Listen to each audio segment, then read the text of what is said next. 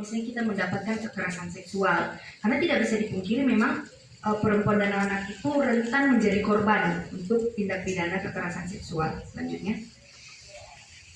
Nah, untuk KDRT sendiri, KDRT itu apa sih sebenarnya? KDRT itu setiap perbuatan terhadap seseorang, terutama perempuan, yang berakibat timbulnya kesengsaraan atau penderitaan fisik, seksual, psikologis, dan atau penelantaran dalam lingkup rumah tangga.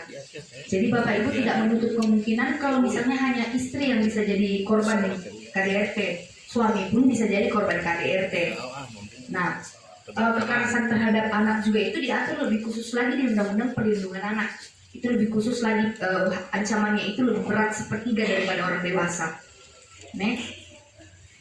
Nah, yang menjadi korban yang seperti yang sudah saya bilang tadi itu bisa suami, bisa istri, bisa anak, terus juga orang-orang yang mempunyai hubungan dengan orang hubungan darah, misalnya saudaranya Bapak Ibu yang tinggal di rumah yang sama, itu bisa termasuk korban KDRT. Misalnya juga ada mungkin ponakan yang datang ke rumah Bapak Ibu tinggal karena sekolah di Tilamuta atau bagaimana, itu bisa termasuk jadi korban KDRT. Jadi bukan cuma suami istri saja, tapi orang-orang yang tinggal di rumah yang sama itu bisa termasuk korban KDRT. Nah, selanjutnya anak itu siapa sih? Anak adalah dari kandungan sampai umur 18 tahun. Jadi itu termasuk. Contohnya terkait lagi kalau misalnya dalam kandungan itu aborsi, itu termasuk itu Bapak Ibu.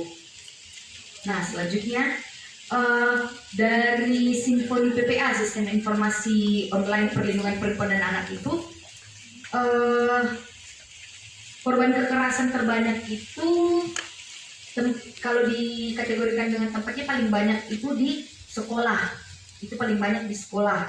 Kemudian tempat kerja, lalu lembaga pendidikan. Nah, itu biasa kita dengarkan kalau misalnya ada yang guru mencabuli siswanya, itu paling banyak karena kan namanya anak-anak mungkin ya biasa diiming-imingi dapat nilai bagus. Itu kemarin ada viral kan Bapak Ibu yang di kota itu kan. Nah, itu bisa termasuk ini sebagai perlindungan anak karena apa? Masih di bawah 18 tahun walaupun dengan istilah sama-sama mau, tapi itu tetap saja kan anak itu butuh perlindungan lebih khusus seperti itu. Nah, kalau misalnya diurutkan sesuai dengan jenis kekerasan itu paling banyak kekerasan fisik. Nah, itu kekerasan fisik, mukul, nendang, seperti itu. Kemudian psikis, mental. Kemudian ada juga penelantaran, ada juga trafficking dan eksploitasi. Nah, selanjutnya kalau diurutkan berdasarkan usia dan pendidikan, korban yang menjadi kekerasan perempuan dan anak itu paling banyak itu usia 13 sampai 17 tahun. Jadi memang usia remaja karena masih labil, masih mudah dipengaruhi seperti itu. Jadi memang paling rentan jadi korban itu yang umur 13 sampai 17 tahun. Kemudian ada juga 25 sampai 44 tahun, ada juga 6 sampai 12 tahun dan juga 0 sampai 5 tahun.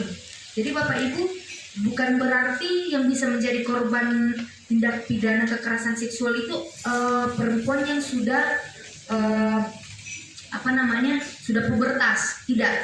Ada orang-orang yang memang dia kelainan seksualnya itu di bawah umur, lebih di bawah lagi. Contohnya yang masih TK, itu yang masih bayi, bisa dicabuli juga itu ada seperti itu. Orang-orang kelainan seksual seperti itu ada.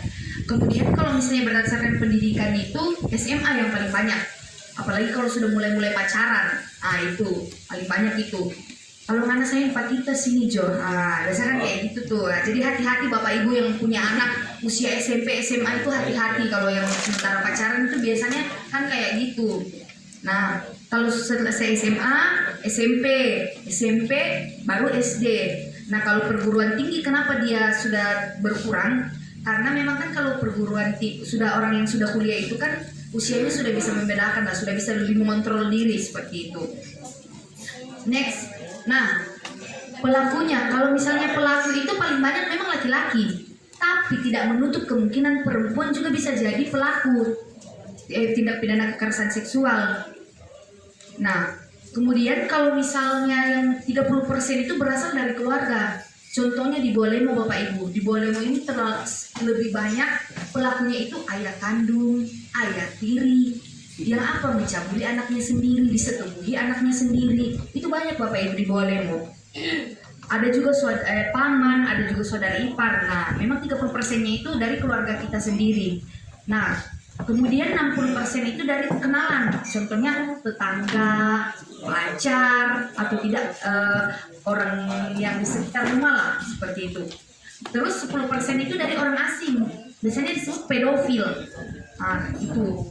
Kemudian ada survei nih Bapak Ibu, dari 384 remaja laki-laki usia 16 sampai 20 tahun di Kota Malang, 30% berpotensi sedang menjadi pelaku kejahatan seksual.